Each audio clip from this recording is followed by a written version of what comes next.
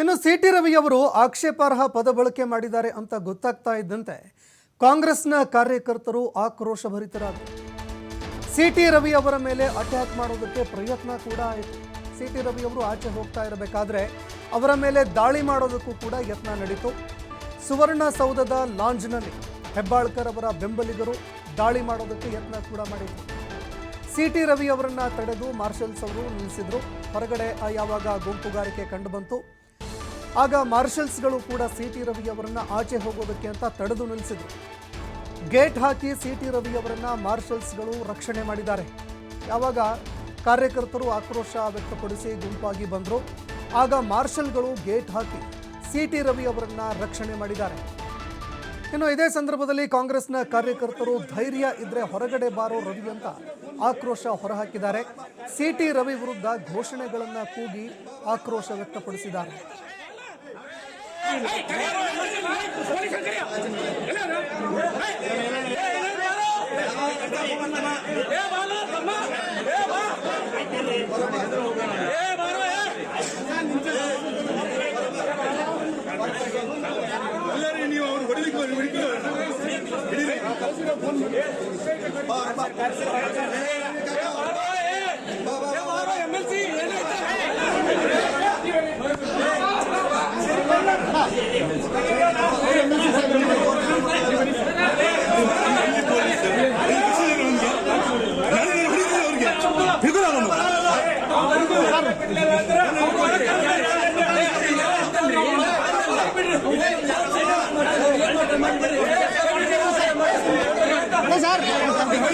ನಾನು MLC ನಮ್ಮನೆ ತೋರ್ತೀನಿ ನಾನು MLC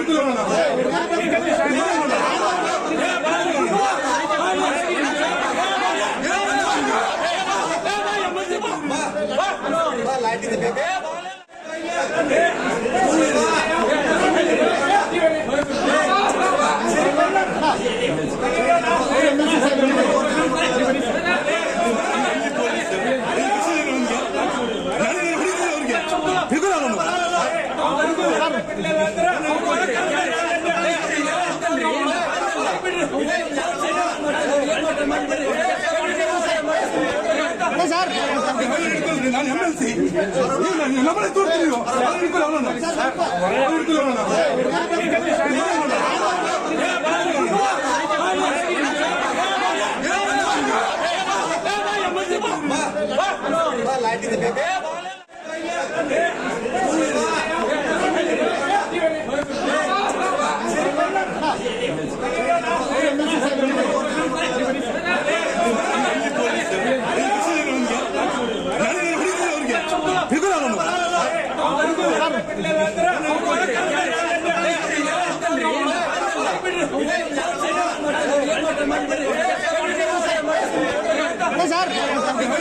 ನಾನು MLC ನಮ್ಮನೆ ತೋರ್ತೀನಿ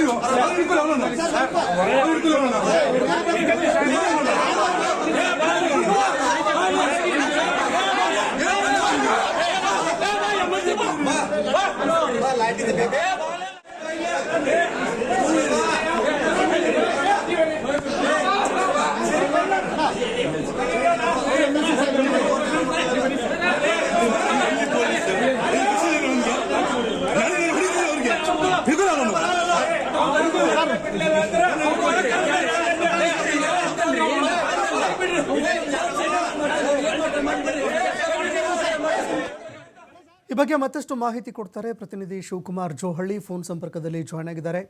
ಶಿವಕುಮಾರ್, ಸಿಟಿ ರವಿ ಅವರ ಆಕ್ಷೇಪಾರ್ಹ ಪದ ಬಳಕೆ ಮಾಡಿದ್ದಾರೆ ಅನ್ನುವಂತಹ ಆರೋಪಕ್ಕೆ ಸಂಬಂಧಪಟ್ಟಂತೆ ಕಾಂಗ್ರೆಸ್ನ ಕಾರ್ಯಕರ್ತರು, ಅದೇ ರೀತಿ ಲಕ್ಷ್ಮೀ ಹೆಬ್ಬಾಳ್ಕರ್ ಅವರ ಹಿಂಬಾಲಕರು ತೀವ್ರವಾಗಿ ಆಕ್ರೋಶ ವ್ಯಕ್ತಪಡಿಸಿದ್ದಾರೆ. ಸಿಟಿ ರವಿ ಅವರನ್ನು ಯಾವ ರೀತಿಯಾಗಿ ಮಾರ್ಷಲ್ಸ್ಗಳು ರಕ್ಷಣೆ ಮಾಡಿದ್ರು, ಕಾಂಗ್ರೆಸ್ ಕಾರ್ಯಕರ್ತರ ಆಕ್ರೋಶ ಎಲ್ಲಿಗೆ ಬರ್ತಾ ಇದೆ ಏನು ಅಂತ? ಸಂತೋಷ್, ಕೌನ್ಸಿಲ್ನಲ್ಲಿ ಚರ್ಚೆ ಆಗುವಂತಹ ಸಂದರ್ಭ ಕಲಾಪವನ್ನ ಮುಂದೂಡಲಾಗತ್ತೆ. ಆ ನಂತರದಲ್ಲಿ ಸಿಟಿ ರವಿ ಅವರು ಅವ್ಯಾಚ್ಯವಾಗಿ ಲಕ್ಷ್ಮೀ ಹೆಬ್ಬಾಳ್ಕರ್ ಅವರನ್ನ ನಿಂದನೆ ಮಾಡಿದ್ದಾರೆ ಅನ್ನುವಂತಹ ಆರೋಪದ ಮೇಲೆ ಅವರ ಬೆಂಬಲಿಗರು ಇವತ್ತು ಸುವರ್ಣಸೌಧದಲ್ಲಿ ಸಾಕಷ್ಟು ಗದ್ದಲವನ್ನ ಉಂಟು ಮಾಡಿದ್ದಾರೆ. ವಿಧಾನಸೌಧದ ಮುಂಭಾಗ ಹಾಗೆ ಹಿಂಭಾಗದಲ್ಲೂ ಕೂಡ ಸಿ.ಟಿ. ರವಿ ಅವರ ಮೇಲೆ ಅಟ್ಯಾಕ್ ಮಾಡುವಂತ ಒಂದು ಪ್ರಯತ್ನಗಳನ್ನು ಕೂಡ ಇವತ್ತು ಮಾಡಿದ್ದಾರೆ. ಯಾಕಂದ್ರೆ ನಾವು ಖುದ್ದು ಗಮನಿಸಿದ ಹಾಗೆ ಹೆಬ್ಬಾಳ್ಕರ್ ಅವರ ಬೆಂಬಲಿಗರು ಸಿ.ಟಿ. ರವಿ ಅವರು ಕೌನ್ಸಿಲ್ಗೆ ತೆರಳುವಂತಹ ಸಂದರ್ಭದಲ್ಲಿ ಅವರ ಮೇಲೆ ಅಟ್ಯಾಕ್ ಮಾಡುವಂತ ಒಂದು ಪ್ರಯತ್ನವನ್ನ ಮಾಡ್ತಾರೆ. ಆ ಸಂದರ್ಭದಲ್ಲಿ ಮಾರ್ಷಲ್ಗಳು ಏನು ವಿಧಾನಸಭೆಯ ಮಾರ್ಷಲ್ಗಳು ಇರ್ತಾರೆ, ಅವರು ತಕ್ಷಣ ಅದನ್ನ ನೋಡಿ ಸಿ.ಟಿ. ರವಿ ಅವರನ್ನ ರಕ್ಷಣೆ ಮಾಡುವಂತ ಒಂದು ಪ್ರಯತ್ನವನ್ನ ಮಾಡ್ತಾರೆ. ಅವರ ಸುತ್ತ ರಕ್ಷಣೆಯನ್ನ ಕೊಡ್ತಾರೆ.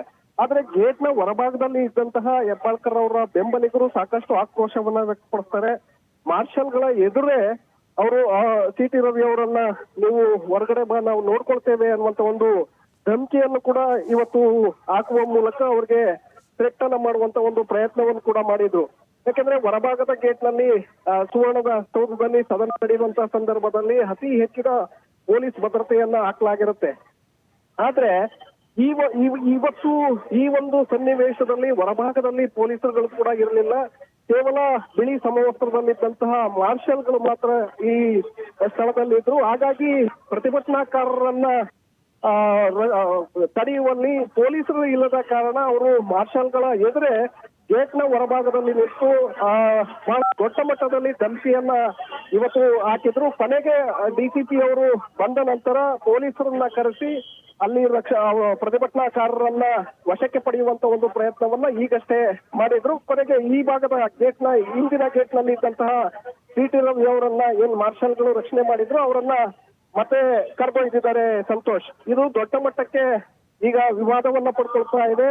ಸಿ.ಟಿ. ರವಿ ಅವರ ಒಂದು ಸ್ಟೇಟ್ಮೆಂಟ್ ಕೊಟ್ಟಿದ್ದಾರೆ ಅನ್ನುವಂಥದ್ದು ಏನಿದೆ, ಇದರ ವಿರುದ್ಧ ಅದು ಬೆಳಗಾವಿ ಭಾಗದಲ್ಲಿ ಈ ಒಂದು ಸದನ ನಡೀತಾ ಇರೋದ್ರಿಂದ ಸಹಜವಾಗಿ ಬೆಳಗಾವಿ ಗ್ರಾಮೀಣ ಭಾಗಕ್ಕೆ ಈ ಸುವರ್ಣಸೌಧ ಕೂಡ ಬರೋದ್ರಿಂದ ಅವರ ಅತಿ ಹೆಚ್ಚಿನ ಬೆಂಬಲಿಗರು ಇವತ್ತು ಲಕ್ಷ್ಮೀ ಹೆಬ್ಬಾಳ್ಕರ್ ಅವರನ್ನ ಈ ರೀತಿಯಾಗಿ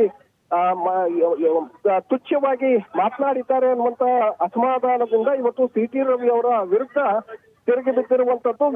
ಸುವರ್ಣಸೌಧದ ಮುಂಭಾಗದಲ್ಲೂ ಕೂಡ ಮೊದಲಿಗೆ ಪ್ರತಿಭಟನೆಯನ್ನ ಮಾಡಿದ್ರು. ಸಿ.ಟಿ. ರವಿ ಅವರು ಕಾರ್ನಲ್ಲಿ ತೆರಳುವಂತಹ ಸಂದರ್ಭದಲ್ಲಿ ಕಾರದ ಗಾಜುಗಳ ಮೇಲೆ ಗುದ್ದಿ ಅಲ್ಲೂ ಕೂಡ ಆಕ್ರೋಶವನ್ನ ವ್ಯಕ್ತಪಡಿಸಿದ್ರು. ತದನಂತರ ವಿಧಾನಸಭೆಗೆ ಸಿ.ಟಿ. ರವಿ ಅವರು ಮುಗಸಾಲೆಗೆ ಬರ್ತಾರೆ. ಮುಗಸಾಲೆಯಿಂದ ಅವರು ಮತ್ತೆ ಕೌನ್ಸಿಲ್ಗೆ ಕಲಾಪಕ್ಕೆ ಹಾಜರಾಗುವುದಕ್ಕೆ ತೆರಳುವಂತಹ ಸಂದರ್ಭದಲ್ಲೂ ಕೂಡ ಹೊರಭಾಗದಲ್ಲಿ ಹೊರಾಂಗಣದಲ್ಲಿ ಮತ್ತೆ ಅವರ ಮೇಲೆ ಅಟ್ಯಾಕ್ ಮಾಡುವಂತ ಒಂದು ಪ್ರಯತ್ನವನ್ನು ಕೂಡ ಮಾಡಲಾಗಿದೆ. ಜೊತೆಗೆ ಪ್ರತಿಭಟನೆಯನ್ನು ಕೂಡ ಹೆಬ್ಬಾಳ್ಕರ್ ಅವರ ಬೆಂಬಲಿಗರು ಮಾಡಿದ್ದಾರೆ.